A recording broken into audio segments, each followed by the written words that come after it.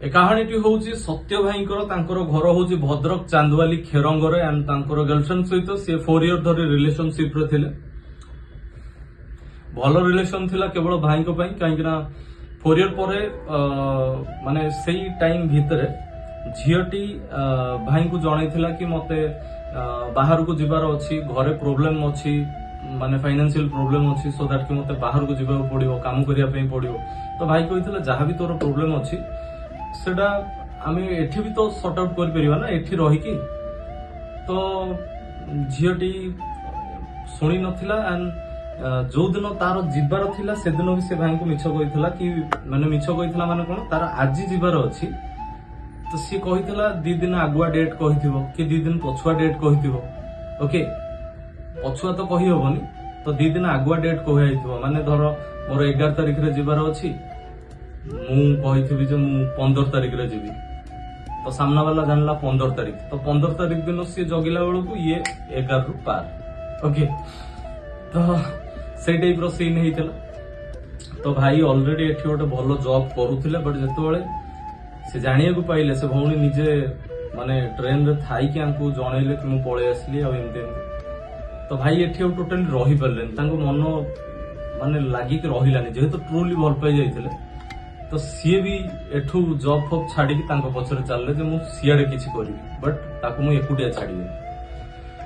तो जेतोळे सेठी जाई से पहुंचिले से बहुत माने से भौणी भी रियल एड्रेस दौ नाहंती जे कोउठी अछंती कोउठी कोन काम करछंती किछि कहू नथांती। बस भाई जानिथिले को सेक्टर रे से काम करछंती। तो से स्टेट रे पहुंचला पर से सबू तक गूगल रे मारी के सबू सेही सबू जगह जोठी अछि सबू खोज देले एंड फाइनली से पाइले। ओके तापर जेतोल से पाई गले से भौणी आ कोन कहि सी भी ब्लैंक ये केमति पळे आसला। तो गोटे दिन कोन हेछि ना से कहले हां मु तो पळेबी एंड भाई जोठी सेही स्टेट रे रही के से भी जॉब कले एंड सेठू ए भौणी जोठी थिले सेठू भाईकर जोठू माने से रहुथिले सेटा टिके दूर बाट। तो से दिन राति रे कोन हला ना से भौणी कहले हां मु एठू पळेबी आ तमे बाहर जाओ। बट भाई को गोटे केमति गोटे फील हला। तो से थिले माने सेठू तो पळेइले भौणी जानले जे हां ये पळेला बट से थिले एंड दीटा पिल्ला आसिले नबा पे कारण ये 2 जन थांती 2टा झियो सी आउ जने ऑलरेडी सेठी जॉब करिथिले। तो ये तो देखिले पुओ आसिलानी कोन नबाबू तो तांकू टिके भल लागिलानी सी आसिले तांको सामना को जे कोन ये किए पचाले जंती से झियो सेठी भाई को स्लैंग्स यूज करिकी कहूची जे तू किए बे माने भाबिले गोटे पुओ जे कि ट्रूली भल पाउची जॉब छाड़ी देइची बाहर जगह आसिकी गोटे पिला को गोटे प्रोटेक्ट करके रखियो बोली बाहर आसिकी अच्छी ता सकाशे एंड से झियो गोटे अलगा को पिला सकाशे आमको माँ भौणी भाषा उड़े कि पचारुची तू किए बे माने सेठी केमती लागियो कहले जानि परछन तो केमती फील होतियो।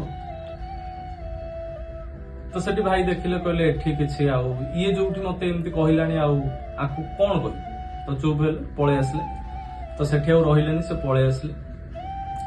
तो जतबेले भाई आसिले जणैले ए सब जिंस भौणी को घर लोकन को जणैले। तो से कहिले कि जहाँ भी सुविधा असुविधा अच्छी सेटा मु बुझिबी बट पिला सेठी अबाटू को जाउची ताको आपण नै आसन। तो सेठी समस्त मिसेकी भी भाई को सहित गोटे गेम खेलिले जे हाँ आम नहीं आसिया आमर यही प्रोब्लेम टा अच्छी तुम टे सल्व कर दियो आमर से प्रोब्लेम टा अच्छी तुम टे सल्व कर दियो एंड भाई भी थर 2 थर सल्व कले। बट तापर भाई जानिया को पाइले जे ना समस्त मो सहित मिसी गोटे गेम करूछंती। ओके तो सेठू भाई आ से भीतर मुंड खेलेले चुप होइके रहिले एंड एबे जाहु ठाकुर दयारु सी लाइफ रे आगु आगु बढ़ुचंती। बट से टाइम रे से बहुत डिप्रेशन को पळैथिले भूल स्टेप नै जाइथिले भगवान को दयारु बंची के आसिले। तो एमती करवाटा ठीक नुह जी भी हेता भाई लाइफ रे जदी किछटा सीन क्रिएट होउची ता बोले निज सहित किछि भूल करदवा एटा टोटली ठीक कथा नुह। तो मु बस एती कहया पई चाहिबी से भौणी को भौणी ମୋ ପାଖରେ କିଛି କଥା ହିଁ ନାହିଁ। ମୁଁ ଯେତେବେଳେ ଷ୍ଟୋରି ଶୁଣିଲି ମୁଁ ପୁରା ମୋ ମାଇଣ୍ଡ ବ୍ଲାଙ୍କ ହେଇଗଲା ଯେ ଗୋଟେ ମଣିଷ ଏତେ ବି ତଳକୁ ଖସି ଯାଇପାରେ ଭାଇ, ମାନେ ଭାବନା ବାହାରେ।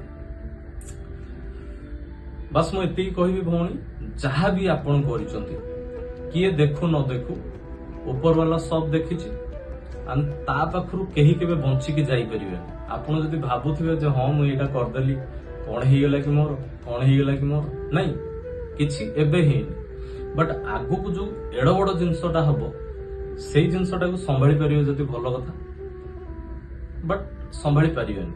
ଓକେ, କାରଣ ଗୋଟେ ମଣିଷ ଏତେ କିଛି କଲା ପରେ, ସୁବିଧା ଅସୁବିଧାରେ ଠିଆ ହେଲା ପରେ, ତା ସହିତ ଯେତେବେଳେ ବେଇମାନି କରାହଉଛି, ଗୋଟେ ବେଇମାନ ମଣିଷକୁ ଭଗବାନ ଯେତେବେଳେ ଦଣ୍ଡ ଦିଅନ୍ତି ନା ସେ କାହାକୁ କହିପାରେ, ନା ସେ କଷ୍ଟଟା ସହିପାରେ। ସେ କାନ୍ଦେ ବଟ୍ ତା ଆଖିରୁ ଲୁହ ବାହାରେନି, ତାକୁ କଷ୍ଟ ହୁଏ ବଟ୍ ସେ ଚିଲେଇ ପାରେନି। ଓକେ, ତ ବାସ୍ ସେ ଦିନକୁ ଅପେକ୍ଷା କରନ୍ତୁ ଭଉଣୀ। ଆଉ ମୁଁ ହାର୍ଟଲି ଚାହୁଁଛି ସେ ଦିନ ଆସୁ ଆପଣଙ୍କ ଲାଇଫ୍, କାରଣ ତମ ଭଳିଆ ମଣିଷ ମାନେ ଜାଣିବା ଦରକାର କଷ୍ଟ କଣ।